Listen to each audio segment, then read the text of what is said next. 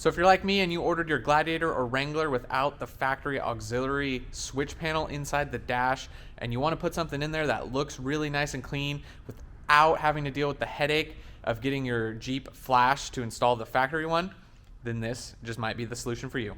This is the switch panel from Lasfit, and as you guys can see here, there's a slot of foam that is not cut out. Now, if you don't have a Rubicon model, you can actually get the red switch out on the left side, but since we already have that on the Rubicon, we're only going to be installing this 4 switch panel here. And now, as you guys can see, these are labeled, and this is my only complaint with this system, is that they are pre-labeled side, spot, front, and roof. So that is the only downside that I can see to this system.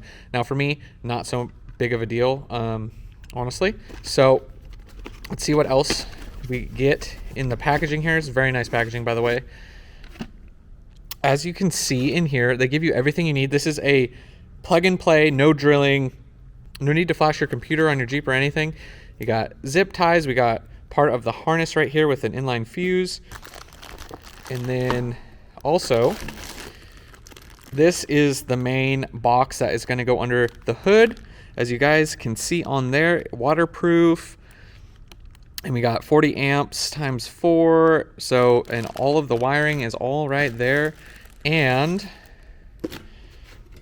this is the bracket that we are going to use to mount it underneath the hood. I believe it'll end up sitting like this underneath the hood. So let's start by getting this guy under the hood and set up. We'll go from under the hood to then in the Jeep later. So let's start with this. One of the first things that we're going to need to do before we do any sort of electrical work like this is disconnect the negative terminal here, and we're just going to pop that out of the way. Also, something that's kind of cool that we're going to be able to do is we're going to be able to get rid of some other wiring that we had in here for that wireless receiver for our pod lights. Everything's going to be ran off that new switch panel. So this is going to free up some wiring in our engine bay, which helps a lot. So I'm going to pull that out, and then we'll get back to you guys on mounting the main box right here. Mounting the main box is easy. You just pull out this bolt from right here, and they give you another bolt to mount. This guy just slides in like so. Get that guy started. Same thing on this side.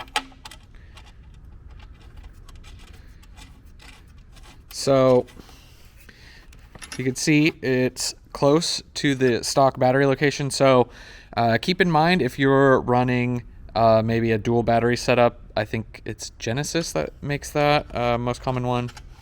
So keep that in mind that you will have to mount this somewhere else, which shouldn't be an issue. It's very small, very light. You could probably use some like double-sided sticky tape and just stick it right up here.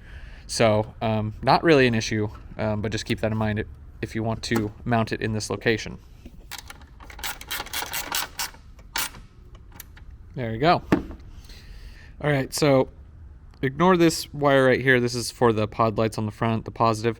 But there's a chassis ground right here, which we are tightening down. There's a little ring connector that comes off of the harness here. We're just going to tighten that down, and then we're going to start running the rest of the wiring over. So on the driver's side, underneath the brake fluid reservoir, if you can see down here, there's a little black plastic plug. We pulled that out, and it comes with a gray plug. You push that in, and our harness is going to go, you can see, in through there. All right, so now in the cab, you have to get to, this is where the switch panel is going to end up going, and replacing this little cubby. So first off, you got to take up this upper piece and then this main piece and disconnect everything. I've never done this before, but you pry back here and it should just pop out. So let's see how that goes.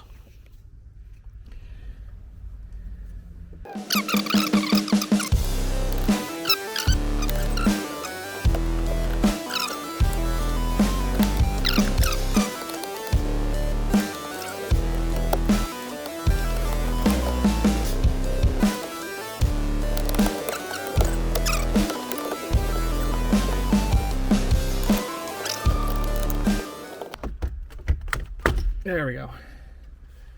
Okay. Doesn't look like we broke anything, but those clips are really in there. We're gonna disconnect this switch like so, and the start button switch should come out just as easily. So there's that. Didn't look like we damaged anything. So just know I really struggled with that, I'm being honest with you guys. Now, before we disconnect this next panel, there is a bolt here. You can use a Phillips, or I think it's a 7mm, but we're just gonna pop that out real quick. Don't be tugging on it while that's in there. So now, let's see what happens here. See.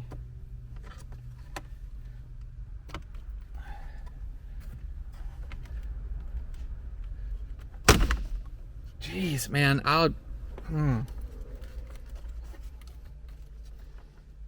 something about that, guys. I'm just saying. Never feels good. Never. But that one came out easier. So now what we have here is the same task of disconnecting. We're going to disconnect all these switches, the cigarette lighter, all of that stuff. Yeah, looks like it should all go back only into one place, so you don't have to worry about getting it confused. And yeah, check back in with you guys once I get all these disconnected. To remove the cubby hole, there's 4 5.5mm bolts or screws that you take out. Here's the cubby. Set that off to the side and grab our switch panel out. And this guy just drops in the factory location. And I'm gonna put these screws back in.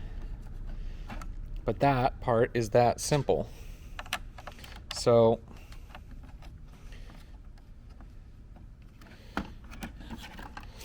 what you guys end up getting, as you can see, is a factory looking switch panel. It looks great. So no complaints for me. Like I said, the only minor thing is just what they're labeled. But I'm not too worried about that. So let's put this back together and see if everything's working. Got everything hooked back up. The only thing that's really different, and there is a diagram online with the instructions, is right here. This plug used to go straight into the cigarette lighter here, but it goes here first to draw power, and then in here. There's a diagram for all that online, but what we want to do is check and make sure everything's working before we button this all up so we don't have to take it apart. So, I'm gonna turn the truck on here onto accessory mode. And we're going to turn on our spotlights, which are our pod lights up there. Spot seems to be working. And then on this other one, I actually wired in the ARB compressor. So let's see if that turns on. So very nice. Looks like everything's working. Let's button it all up and tell you guys my final thoughts. All right, guys. So there you have it. Everything is installed. Looks clean. Nice look. Easy access to wiring, as you guys can see right here. It's all clearly labeled. You want to connect your side lights. There you go. Tuck it down out of the way. It looks great. It was easy to install, and like you guys saw before, yeah, factory look. And as you can see, they light up just like the factory switches. So there you have it, guys. Like I said throughout the video, I was very impressed with the Lasfit switch panel. And if you don't have the Rubicon model with lockers and all that, they have switches for that as well. So you could add a ton of switches if you have a Sport or a similar Jeep. And like I said, that is both for the Wrangler, the JL Wrangler, and the JT Gladiator. So we got two things wired up to that new switch panel. We got the pod lights and the compressor. In the future, I'm going to be installing some 7-inch lights that I was sent. Not sure where we're going to put these yet, so make sure you are subscribed to the channel so you can check out the install and review of these. But yeah, that was just a quick little video for you guys. Super easy. I'll have a link below if you want to check out the switch panel. And as always, I'll see you guys in the next one.